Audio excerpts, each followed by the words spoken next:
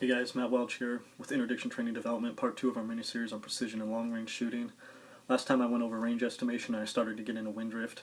I was going to finish wind drift on this episode, but I think it's imperative to go back and really do a more thorough explanation of minutes of angle and also talk about mils. I kind of glossed over minutes of angle last time, and I apologize. I should have done a better job going over it then. But because this is how we're going to do a lot of our reading and also how we're going to make our corrections, I think it's important to really lay that foundation and really get a good understanding of minutes and angle of mils before we start talking about reading wind and compensating for it. So to recap last time, I told you that minutes of angle was really nothing other than an angular measure, right? We're measuring the displacement between the scope of the rifle and the barrel of the rifle. So if we imagine we're looking down range and we got the scope and the barrel of the rifle, right? If we have line of sight looking down each of those, line of sight down the barrel, line of sight through that scope, right? The farther out it goes down range, the farther apart those are going to become. But we know because it's an angular measure that it increases proportionally, right? So I told you a minute of angle is about 1 inch at 100 yards, but it's also 2 inches at 200 yards, 3 inches at 300 yards, 4 inches at 400 yards, and so on. Now it's important to remember that at those distances it's still only 1 minute of angle. For example, at 500 yards, 1 minute of angle is 5 inches, right? It's just a bigger measurement because we're farther out in range, but it's still only 1 minute of angle. So let's do a quick example here. This is a trajectory of a bullet, obviously just a rough sketch, right?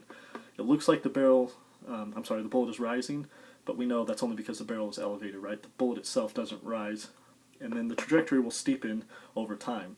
Now the reason it does that is that even though gravity is a constant, the speed of the bullet is not, right? So the drag is going to actually increase on it. So when it starts getting down here, gravity is going to act more on it over the same distance just because it's slowing down, and that's why the trajectory will steepen. So, for an example, say that I'm using my .308 rifle and I have it zeroed at 100 yards, right? So point of aim, point of impact at 100 yards. Now keep in mind, this is specifically for my rifle using a particular load, right? So we're going to say 100 yards zero. Now say I'm shooting at 200 yards, right? Now I know for my rifle, I'm going to be hitting 4 inches low at 200 yards. Okay, now this is something that you can get from a ballistic table, right? Or find out for your particular rifle. But I'm going to be hitting 4 inches low. Well, at 200 yards, what is 1 minute of angle? We know that at that distance, 1 minute of angle is going to be equal to 2 inches, right? Because it's at 200 yards. So how many 2-inch increments go into that 4 inches I need to account for? Well, there's 2, right? So I need to come up 2 minutes of angle because that's going to equal the 4 inches that I need to adjust for. And that's how that works. Now, it's easy to get lost in the numbers here, even though we're not doing something that complicated. I know it is easy to get lost in the numbers, so it's helpful to separate minutes of angle from the range. So solve for one and then the other. In other words, we'll do another example here. Say now I'm shooting at 500 yards, okay? Here's what I mean by separate the range. First, find out what your bullet drop is going to be at that range, right? So at 500 yards, my rifle is going to be shooting 60 inches low. Now, that's not exact, but I'm just using something a little simpler for these examples here, just so the math is easy for you, so that you can understand. And it is pretty close to 60 inches low. So at 500 yards, 60 inches low. Now we've separated the distance, now let's do minutes of angle. Well, at 500 yards, what is 1 minute of angle? 1 minute of angle at 500 yards is equal to 5 inches, right? So, now combine them. How many 5-inch increments go into those 60 inches? Well, there's 12. So I need to adjust up 12 minutes of angle because that's going to equal the 60 inches that I need to account for. And it's really that easy. So let me do one other example for you guys, something a little different. And this time I'm going to show you how once we solve for minutes of angle, we can actually put it into our rifle scope, right? Because that's what we're doing here. So, a little different example here. Say now we're shooting at 25 yards. Okay, now remember, my rifle's zeroed at 100 yards, but the bullet is actually rising up to that 100-yard zero, right? Because I angled the barrel up so that farther out, the bullet's coming down onto target. So at 25 yards, I will actually be hitting 1 inch low. So if we're shooting at a really small target, we need to be precise here. It's important that we account for that, right? So what's 1 minute of angle at 25 yards? Well, we know that at 100 yards, it's 1 inch. So at 25 yards, it's going to be 0.25 inches, right? So a 1/4 inch is what 1 minute of angle is going to equal at 25 yards. So the question is, how many 1/4 inch increments go into that 1 inch? Well, there's 4, right? So I need to adjust 4 minutes of angle up to account for that 1 inch bullet drop.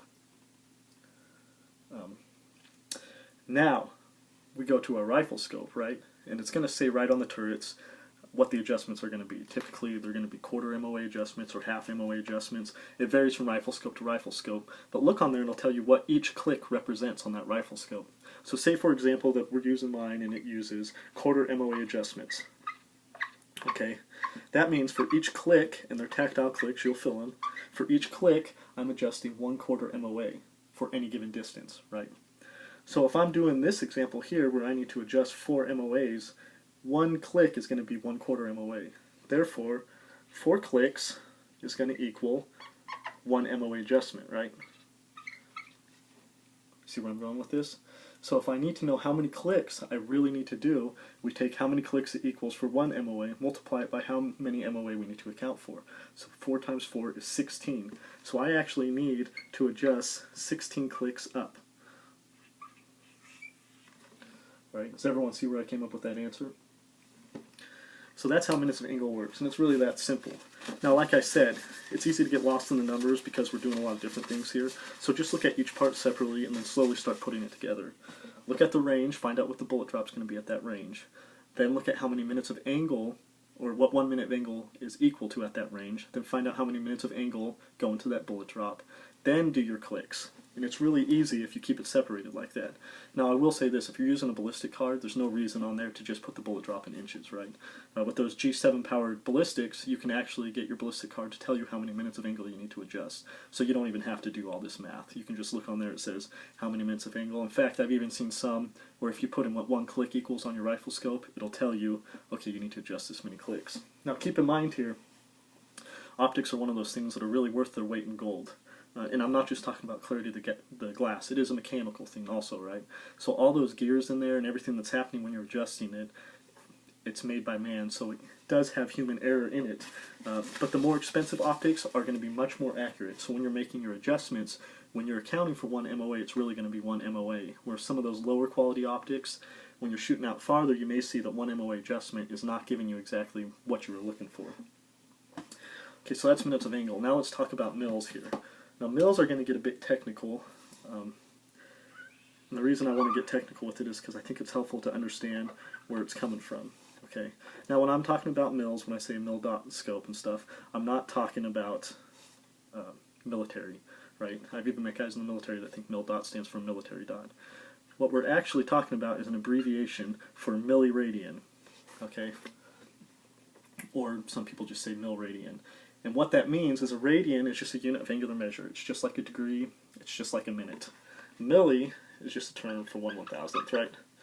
So it's 1/1000th of a unit of angular measure. So if we want to know what a radian is, right, we can look at this, well, somewhat like a circle. So the distance from the outside of the circle to the center of the circle is the radius. Okay. Now if we take that length of that radius and superimpose it over the arc of the circle so that those distances are equal, the angle that's going to be created there is going to be equal to 1 radian. Alright, so if we want to know how many radians are in a circle, we use the equation for the circumference of a circle. And that is the circumference equals 2 pi times r being the radius. But remember, we accounted for that radius already because that's the distance we superimposed over the arc of the circle. So we actually divide by the radius. So the radii cancel out and we're left with 2 pi. Well, 2 pi is going to equal 2 times 3.14159, etc., right? Because that's what pi is. So if you multiply that out, you'll find that 2 pi actually equals 6.283. Okay, that's how the math works. But remember, I said earlier we're talking about milliradians, which is 1/1000th. So if you multiply that out, moves the decimal point, you'll find out that there's actually 6,283 mils in a circle. Right, 6,283. Now for you Army guys out there, your math is going to be a little different for the rest of equating mils and minutes of angle because the Army assumes 6,400 mils in a circle. It says the same thing on the compass, right? And that's just because they're rounding up to make it a little easier to work with. But for here, now you know the math, now you know where mils come from, right? So we can use that to combine minutes of angle and mils. So remember from last time, there's 21,600 minutes of angle in a circle. I just showed you there's 6,283 mils in a circle. So if you do the math, you'll see that there's 3.439 minutes of angle per 1 mil. But for the field, it's easier just to say 3.5 minutes of angle equals 1 mil. Okay, that's the math right there. So it's a little off, but again, it makes it a lot easier to use 3.5 for the field when we're multiplying things out. And I'm going to show you how we're going to use that here in a second.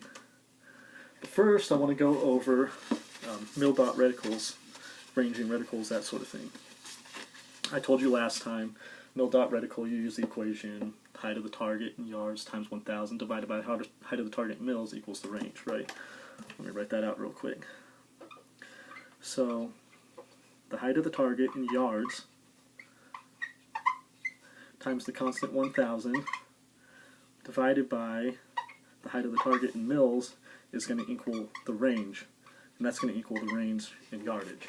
Okay, now you can put the height of the target in meters multiplied by 1,000 divided by the height of the target in mils, and you'll get the range in meters. Just remember, whatever your input is, that's what your output is going to be. But you can't use inches here and multiply by the constant 1,000 and get out your range in yards. It doesn't work that way. But we do have a formula that we can do that. So if you want to do the height of the target in inches, you're going to take the height of the target in inches, this time multiplied by the constant 27.77 divided by the height of the target in mils, and that's actually going to give you your range in yards. Okay, so that's how that one works. Height of the target in inches times 27.77 divided by the height of the target in mils equals your range in yards. Now, it's important for me to tell you guys here that when you're putting in the height of the target into these formulas, as well as how many mils it takes up, it's very important to be precise, especially at longer ranges, right? Because your output is only going to be as accurate as your input. So let's do an example for you guys here. I'm going to try to draw a mil dot scope for you guys real quick. However, I am not an artist, so bear with me here. Alright. So just humor me with my drawing here. Most of them are going to have 5 dots on each side of the reticle, right? Okay, so for example, this is a mil dot scope, and these mils are spaced evenly apart, right? So from the center of 1 mil to the center of the other is going to be 1 mil, right? But these mil dots themselves equate to 0.2 mils. So if we're going from the top of 1 mil dot to the center of the other, you're adding an additional half a dot, so that's actually going to be 1.1 mils. Right? Now if we go between the center, or I'm sorry, between 2 dots, not going to the center, you're subtracting half a dot from each side there, right? So that's going to be 0.8 mils. Now you see how precise I'm being with these decimal points, and it is necessary to be that precise when you're ranging a target. So let's do a little example here. Actually, before I do an example, I do want to say this, because there are variable scopes out there. If you have an adjustable magnification on your scope, if it's a second focal plane scope, it has to be on a certain magnification. To clarify further, right, there's 2 types of scopes. There's first focal plane and second focal plane, and that just has to do with the manufacturing process, what plane they put the reticle on. Second focal plane scopes are going to be the most common out there, and what that means is when you adjust the magnification, the size of the reticle stays the same. With first focal plane scopes, when you adjust the magnification, it's going to increase or decrease, the size of the reticle will, with that magnification. So if you're zooming in, getting really close to the target, the reticle is going to get bigger and bigger. And what that allows you to do is use the formulas to range a target at any magnification. However, like I said, those aren't as common. So those second focal plane scopes where the reticle doesn't increase in size when you increase magnification has to be at a certain setting for the math to equal out. Typically, it's going to be the highest power setting on that variable powered scope, but it's not always that way, so check your manual or ask the manufacturer, they'll let you know. So let's do a little example here. Say we're looking at pronghorn antelope in the area, right? We did a little research and we find that that target is going to be 1 yard tall at the shoulders, okay? So let's keep it simple here. So the height of the target in yards times the constant 1,000, right? Divided by how many mils it takes up. So let's say, and I'm not going to try to draw an antelope here because that just won't work. Let's say it goes right up to the middle of that second dot, right? So we're going to divide by 2. So 1,000 divided by 2 is 500, right? So now we know it's 500 yards to that target. Simple enough, right? Let's do another example real quick. Say we're looking at a bull elk. This time I'm going to do it in inches for you guys. Say we're looking at a bull elk, we did a little research, and we find out that they are 57 inches tall in the area, at the shoulders, right? So 57 inches tall.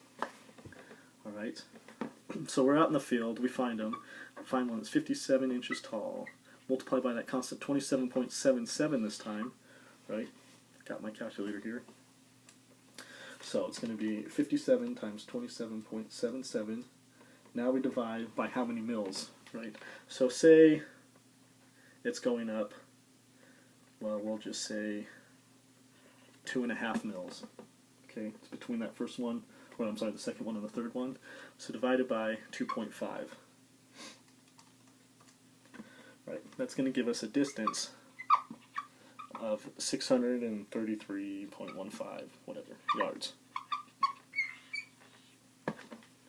Right, and that's how far away it is to that target. So you can see here that I had to use a calculator for those numbers because we do want to be precise. But if you don't want to carry a calculator in the field, and if you don't want to spend the time doing the math in the field, I urge you to make a pre-milled cheat list, right? What I mean by that is, take whatever you're hunting in the area for. So for example, that last one we're using a bull elk, right? Take the height of an average bull elk in the area, and then just plug it in and do the math for whatever number of mils. So for half a mil, for 1 mil, for 1.5 mils, for 2 mils, and so on. That way when you're out in the field, all you have to do is, put the scope on that bull elk and say, okay, he's 3.5 mils tall. Now you look at your little cheat sheet and say, at 3.5 mils, it's this many yards.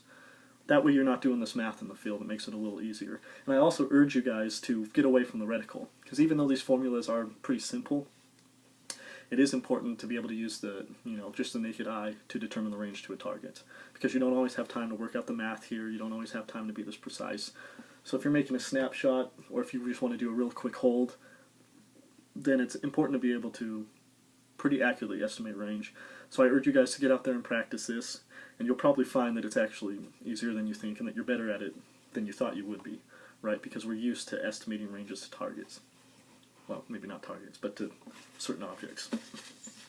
So now that we understand mils and minutes of angle a little better, I want to show you real quick how mils and minutes of angle tie together, which is helpful because we can use mils for not just shot placement, but for compensating for shots if we have a miss or something, right? Because there's formulas out there that show you how many minutes of angle to adjust for a certain number of inch miss, but sometimes it's easier just to hold, like I said, if we're doing something quick, or to convert to mils. That we can just use that instead. So remember I said there's 3.5 minutes of angle per 1 mil. 3.5 minutes of angle per 1 mil, right? So for shot corrections, say we're at 100 yards and we shoot and we miss, and we don't want to use inches, but we see that we miss by 2 mils. Right. So say we're to the left 2 mils. Well, now we can say we know that 1 mil equals 3.5, so 2 mils is going to equal 7 minutes of angle, right? So now we just find out what a minute of angle is at that distance. Remember I said we're shooting at 100 yards, so 7 minutes of angle is 7 inches. So I need to account for a 7-inch adjustment. Or, now that we know that it's 7 MOA, we can know, well, I need to adjust 7 minutes of angle. However, because it's not so common to dial your wind, it's easier to hold. Like I said, if you see that you miss by 2 mils, then by all means, just hold for 2 mils and make that shot, right? In fact, it's pretty common out there. Some of these new scopes, such as from Horse Vision, right, if you look in them, they have hash marks just everywhere. It's a little busy at first, it takes a little getting used to, but what they're doing is they're creating a system for guys who like to use their holds, where they have reference points all over. That way, if you're holding your elevation 3 up and you're trying to hold wind as well, you're not just in some blank space in that reticle. There's actually hash marks over there that'll allow you to reference a certain point. I also want to go back real quick and mention this about minutes of angle. Minutes of angle isn't so much for adjusting your scope or zeroing it as it is for accounting for bullet drop, right? Because if we're zeroing the scope, we can just keep cranking the turret until we get on target. We don't really need to count minutes of angle, there's no point to.